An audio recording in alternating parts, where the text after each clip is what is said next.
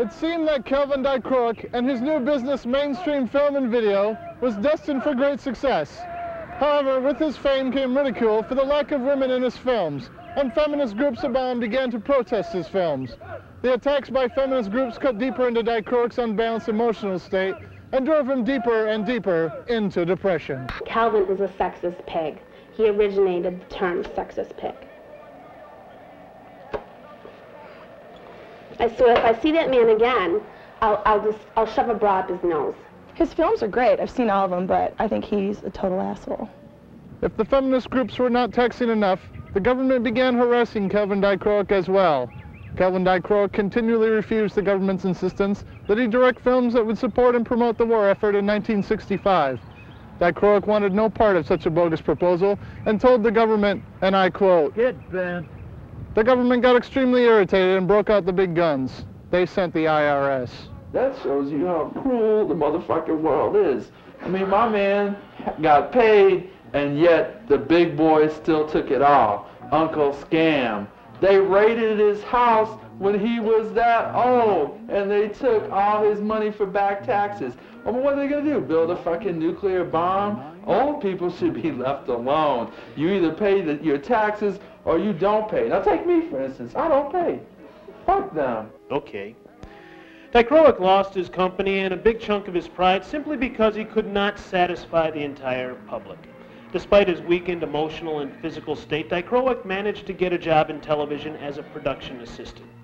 Again, Dicroic was subjected to long hours, little pay, and even worse, less recognition. Kelvin Dicroic eventually decided to create a film that he thought the public would go nuts about, a futuristic film about television. Through contacts he made in the past, Kelvin Dicroic financed the biggest project in his life.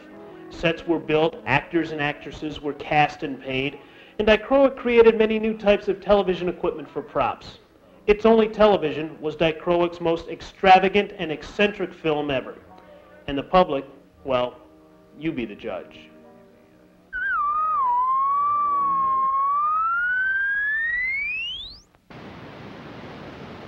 The origin of television can be traced to a Russo-German inventor named Paul Nipkow, who was working on the device as early as 1884. In the early 1920s, a Russian immigrant to the United States named Vladimir Zvorkin developed an electronic scanning system. In 1923, he patented his iconoscope, a television camera tube that became the basis of modern picture transmission.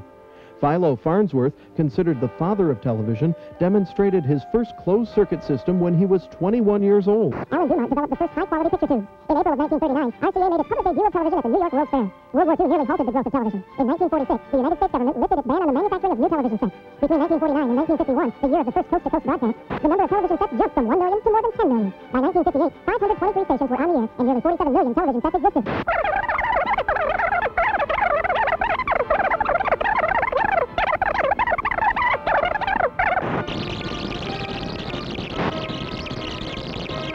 TV means a lot of things to a lot of different people. What does television mean to you? It has meant opening my eyes to what's going on all around the world at a moment's notice. I just kind of look at it more as entertainment and just a form of relaxation where I can kind of look at my own life and go, well, I guess things aren't so bad. It's a good source of entertainment and a good source of information. I think it does a lot of good to me. It kind of showed me how families should be, like the Brady Bunch. I like to compare my life with the Happy Lives on TV, and I like to see how they solve all their problems in about like 1 hour or half hour. It's an important part of my life. It's an escape for me. And I can do anything I want with TV now. It's kind of like one of your main focal points. I'm a TV-holic. I sit and watch TV 4 or 5 hours a night. Cool. Just leave your brain at the door and go watch. If I just got nothing to do for 15 minutes or something like that, or just want to relax for a minute, I can sit down with the remote control in my hand, turn on the TV, and I can probably find something that I'll pass the time with. I think it kind of teaches me. Violence, nudity, language, all have been a part of my children's life, perhaps earlier than I might have wanted. I pretty much watch TV a lot, and I think that it doesn't influence me at all. Probably the way television influences me, and I think the way it influences most people, is it subtly, it influences our attitudes. So it's got a major influence on how people react. When kids are really young and they're watching violent shows, they turn out to probably become really violent as they're getting older. I think television influenced me growing up, perhaps more than it does now. They see so much out there anyway, it's hard to censor anything. Maybe that's the downside. A lot of things become acceptable in our society a lot faster than they ever would have because of the power of television to convey ideas, different ideas. That's a scary feature, that television is so strong, and I only see it becoming stronger. Lots of these things that would influence me can't influence me now because I'm just a kid and I can't do anything about it. Our lifestyles are a lot more influenced by television than anything else. Television is an influence for me as far as news goes. I'm a big newsmonger.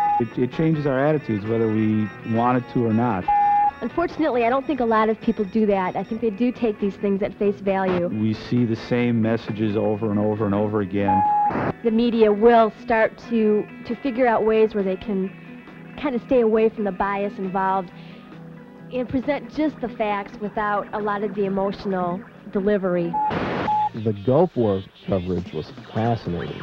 The Gulf War, I think, had a shattering effect on the public. In some ways, the media diminishes the value or the importance of these events, and in other ways, it heightens the reality of it. They had on a lot, and some of the things that they put on it just kind of scared other people. It was just unfathomable to be able to watch a war taking place live like that. That was the first time the American people had ever been confronted with anything like that. A war forced into your TV, forced into your backyard. We all knew it was coming. We just didn't know when.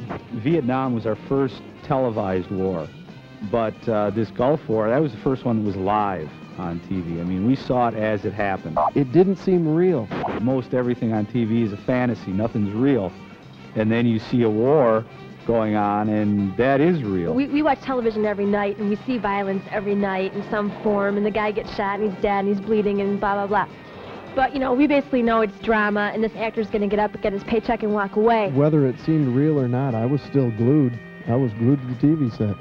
I didn't want to stop watching. You could not ignore the fact that there was a major war going on that we were involved in. The whole reason that we've been able to spread out as far as we have is because of the advancements that have been made technologically, and part of that is in news dissemination. I don't think it's going to break up community. In fact, I think it's going to bring everybody a lot closer.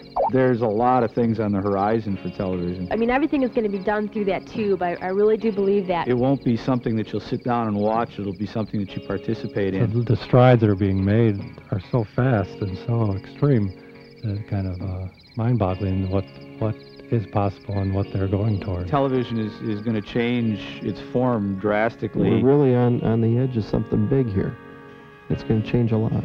It's likely to be interfaced to your home computer. I don't know where it's going. I think it will have more shows and more graphics and more sound effects.